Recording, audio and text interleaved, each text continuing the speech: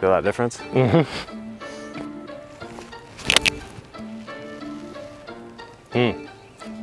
Can't hit much better than that. Right?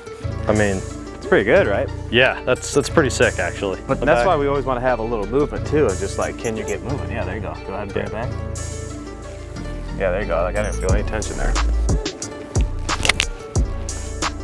Yeah, I mean, it's night and day. That's like my best shot for the last 2 years, and I'm hitting it, I just hit 4 in a row. Yeah. Like, if I hit 4 of those in a round of golf last Monday, I would have been happy. Really? Yeah. Wow. And I felt like I was hitting it good. Making it moves. Okay, so we're diving into Michael's full swing, and we're going to start to introduce this player side focus concept to him that's going to be really powerful.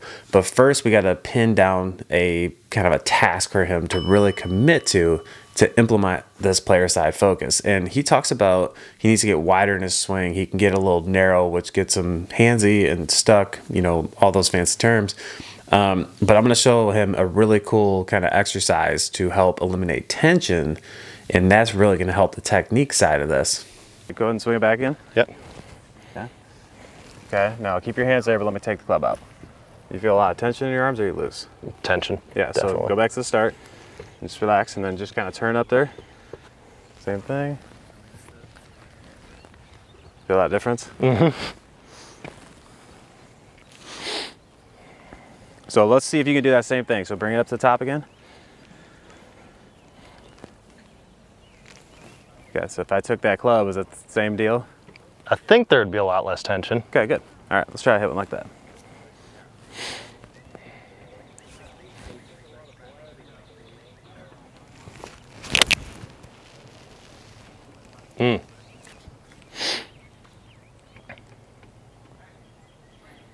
Can't hit much better than that. Right?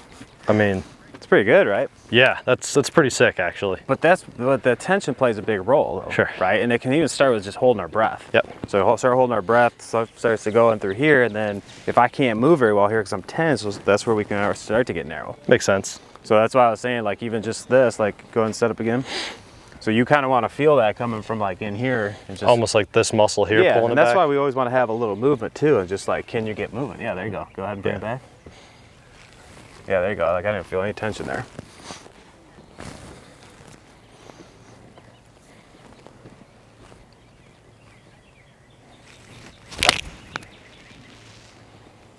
It sounds thumped. Yeah, I mean, it's hit. I mean, that's like my best shot for the last 2 years, and I'm hitting it, I just hit 4 in a row. Yeah. Like, if I hit 4 of those in a round of golf last Monday, I would have been happy. Really? Yeah. Wow. And I felt like I was hitting it good. We're making it moves.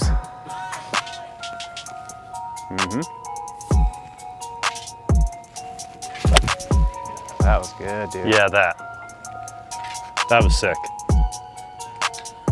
So the cool part about this is not only is he starting to hit it really well with this exercise, but he can start to link this as a task and link this to that player side focus that we're starting to do. And I'm really going to show him, you know, at this point, what player side truly is. All right, now let's go. Let's build in the just walking into it. Again, we're just slowly introduce kind of process into Yeah, it. sure. Doesn't have to be full out, but just again, quick rehearsal, and then just walk in and let's see if you can execute. And even when you do that, once you got your target, then you set up. I'm not even gonna have you look up. Okay. It's all about this. Just make sure you get settled in that ball, that width, and get it.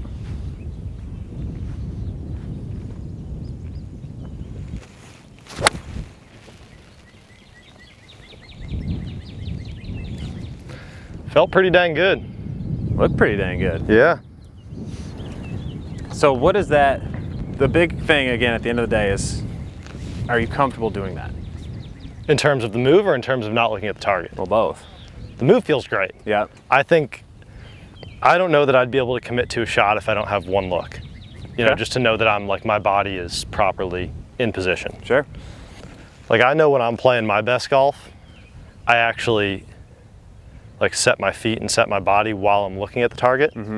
Just because then I get a little out of my head in terms of mechanics, and I'm pretty confident that, you know, my body is set up to hit this ball Sure. where I want it to go. So, and again, I'm not disagreeing with you. Yeah. We just want to find the most optimal. What if your target was here? Okay.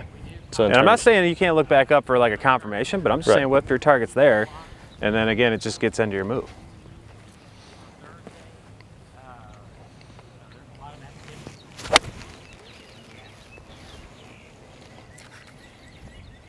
Felt good. The really cool thing as he's going through this is he starts to have these realizations of times he's been great, and it's things we would just like never recognize about, you know, having that target where you can't see downrange, and he just had to kind of focus on that intermediate spot and keep things closer to him, which keeps him task focused, which is really, really good for him. And actually, I don't know why I didn't think of this before, but one thing that I've always kind of noticed is when I have, like, let's say I miss a fairway and I've got to work it through a gap in the trees or something like that, I do use an intermediate target way more than I use an actual target like downrange, whether it's the flag or whatever else. And those tend to be some of my best shots. Yeah.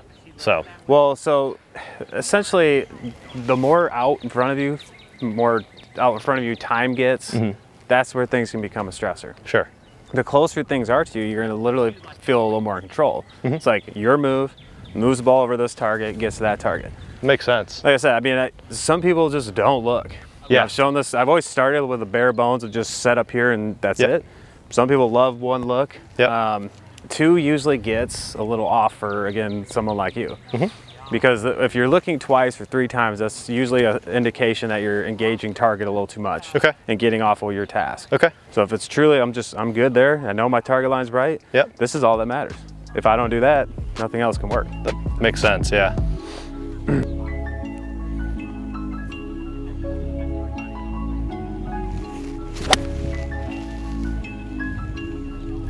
So I never looked downrange that time and smoked it like dead on, you know, I was trying to hit it to the right edge of the green is kind of what my intermediate target was lined up to. And it was right at it. Yeah. Pretty wild, right? That's insane, yeah. Okay.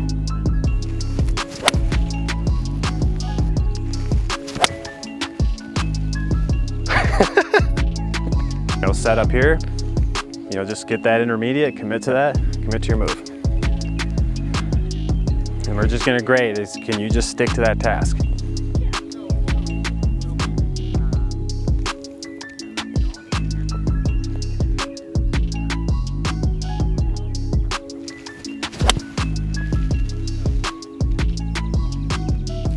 That was stellar. But what does it feel like though? Because at the end of the day, I mean, it's cool to see that different result. It's a fun experiment, but like, what is it truly feeling like over the ball? Because at the end of the day, when we play our best, we're at our most calm. Right. It feels easy. Everybody in the history of time has breakout rounds is always like, man, this just felt so easy. Yeah. Because we just don't have that stress. Right. So when we can trigger this and learn to trigger, you know, is that really calming to do over the ball? Just kind of get here, and then all that matters is my world here. This is all blocked out. Almost feel like having that intermediate target takes consequences out of my head a little bit. Sure. And just lets me, like you said, hit it over that intermediate target, and the rest, you know, if I did what I was supposed to do, the rest kind of takes care of itself. Yeah. Yeah, that's like perfect statement for you.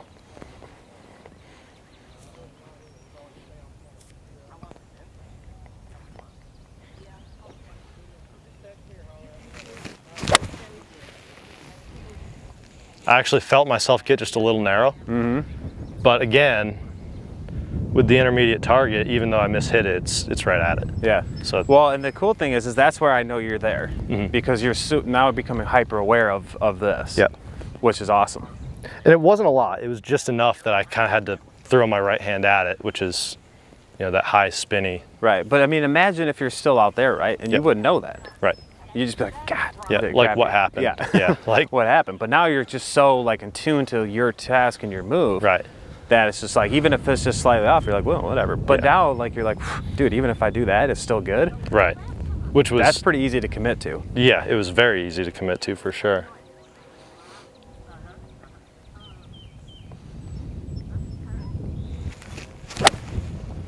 I mean, that's pretty fire. Yeah. That's pretty good. All right, well, let's go take this out to the course and see what that's like. and, you know, right half of the green, let it turn over. Okay, so once you get that target line, yep. Again, then it's find your intermediate, and let's see if we can 100% commit to your move. Okay.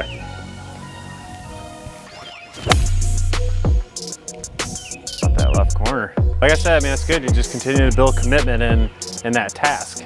Right. It's so hard not to look up at the target at all. Make that move.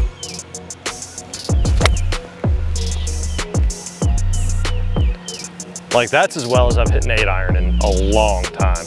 Like, that was nice. And that's 2 for 2, like, shots that I felt really good about too. And you felt like you stuck on that move? Yeah, good. Definitely. Don't hit this left.